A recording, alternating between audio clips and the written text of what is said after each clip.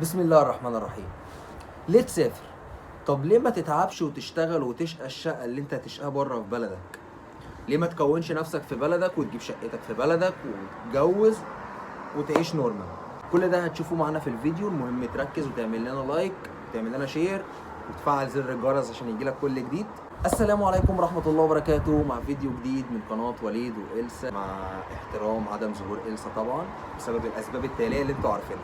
جالي كومنتات كتير امبارح على الفيديو: انت ليه سافرت؟ انت رحت تعيش في بلد استغفر الله العظيم مش عايز اقول اللفظ، وبلد مش كويسة وما فيهاش اسلام الرسول صلى الله عليه وسلم كان بيحب السفر والهجرة، وطبعا احنا واخدين الرسول صلى الله عليه وسلم كقدوتنا.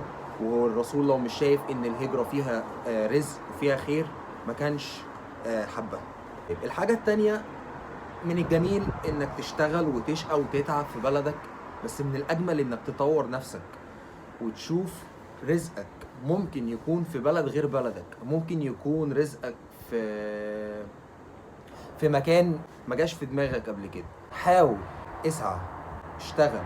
ولكن من الجميل انك تفكر في السفر طبعا، انك تزود دخلك، انك تتعلم عادات وتقاليد جديدة محترمة جدا، تتعلم النظام، تتعلم الحب، تتعلم التآلف. كل الحاجات دي موجودة طبعا في بلدنا، بس مفيش مشكلة ان احنا نطور منها. هتشوف حياة افضل، هتشوف وسائل مواصلات احسن، هتشوف مستشفيات افضل، هتشوف نظام صحي ومنظومة جميلة جدا. محدش ليه دعوة بحد، كله بيحترم بعضه، محدش شاغل دماغه اصلا بحد.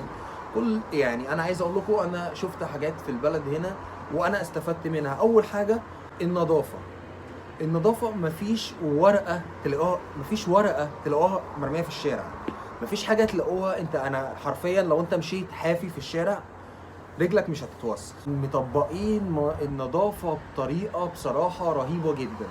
تاني حاجة طبعا النظام. البلد هنا منظمة جدا، كل حاجة منظمة، كل حاجة ليها سيستم. هنا كلها تحت القانون، مفيش فئة تحسها انها اعلى من فئة. مفيش مثلا زي عندنا مثلا في مصر تبص تلاقي واحد يعني استغفر الله العظيم ما كانش ليه 30 لازمة، واول لما يمسك قرشين يقعد يحط رجل على رجل وبقى المعلم فلان الفلاني والحاجة. مفيش الكلام ده هنا. انت ممكن تبقى ماشي بالعجله بتاعتك هنا، طبعا انا هكلمكم عن العجل ده حاجه مقدسه. انت ممكن تبقى ماشي بالعجله بتاعتك هنا وتلاقي مانجر مسؤول في البلد، رجل اعمال ماشي جنبك بالعجله، جود مورنينج وتتكلم معاه وتتعرف عليه. مفيش هنا بقى فيها ايه عاليه وفيها متوسطه وفيها لا مفيش الكلام ده. طبعا امكانياتك هي اللي بتقدر تحدد. ولكن هنا في البلد طالما خرجت بره انت زيك زي بقيه فئه الشعب، مفيش حد مفضل عن حد، مفيش وسايط، مفيش الكلام ده. الحاجة التالتة المواعيد. أكتر حاجة في ألمانيا مظبوطة المواعيد. أنا عايز أقول لكم إن أنا اتكرشت من 3 شغلانات بسبب موضوع الميعاد ده. يعني مثلا ميعادي الساعة 8 الصبح، أروح 8 والله العظيم 8 و10 واتكرشت. مثلا مفيش بقى نظام بقى اللي انت عشان خاطر انت زي ما عندنا كده، انت ممكن تبقى قاعد في الشغل وماسك كوبايه الشاي وماسك السيجاره وبتتكلم مع العميل. مفيش الكلام ده هنا. انت هنا فتره الراحه بتعمل فيها اللي انت عايزه، فتره الشغل بيطلع عينك حرفيا. هنا تلاقي كل الناس شغاله، اللي شغال فعلا بيفيدك، مش قاعد كده على مكتب وخلاص. انا بقول لكم انا اتكرشت من 3 شغلانات بسبب موضوع ان انا اتاخر 5 دقائق 3 دقائق. ما كنتش عارف طبعا، انا بتعلم سيستم البلد واحده واحده. موضوع المواعيد دي حاجه مقدسه جدا. العجل هنا اهم حاجه. ما معكش عجله انت ما تسواش اي حاجه هنا في البلد، لان كل حاجه انت بتعملها بالعجل. بعدين احنا ممكن مثلا لو انت عندك عجله في البيت ومعاك عربيه فهتسيب العجله وتنزل تركب العربيه عشان برستيجك. ما هنا مفيش الكلام ده، مفيش الكلام ده خالص. في المانيا، في اوروبا، اللي انا بقوله لكم ده عن اوروبا كلها، ما بقول لكمش عن المانيا بس. هنا انت ممكن يكون انا شغلي كان في حته اسمها بلانكا، وكان ما بيني وما بين بلانكا دي تقريبا نص ساعه، اروح نص ساعه وارجع نص ساعه. كنت مفكر ان الموضوع صعب جدا واتزحلق واقع على وشي بالعجله ودراعي كان هيتكسر وبتاع. طلع ان الموضوع ان انت تمشي الصبح في عز التلج، في عز الزحلقه، وتتزحلق وتقع على وشك عشان خاطر تروح شغلك نص ساعه. طلع ده وقت قليل جدا. ده في ناس بتمشي ساعه بالعجله عشان تروح شغلها.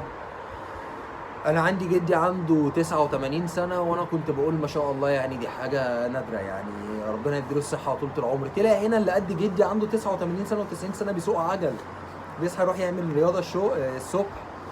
آه، حاجات كتير جدا هتعرفوها معايا من خلال فيديوهاتي. المهم بس الدعم عشان خاطر استمر في الفيديوهات. طبعا انا بصور لكم من مكان محدد، بعد كده اصور لكم بقى وسائل المواصلات شكلها عامل ازاي، البيوت عامله ازاي، الفلوس بتدفعوا كام، ميه وكهرباء واكل غالي ولا رخيص، كل حاجه هعرفها لكم ان شاء الله من خلال فيديوهاتي.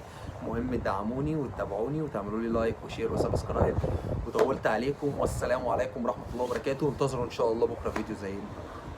مع السلامه.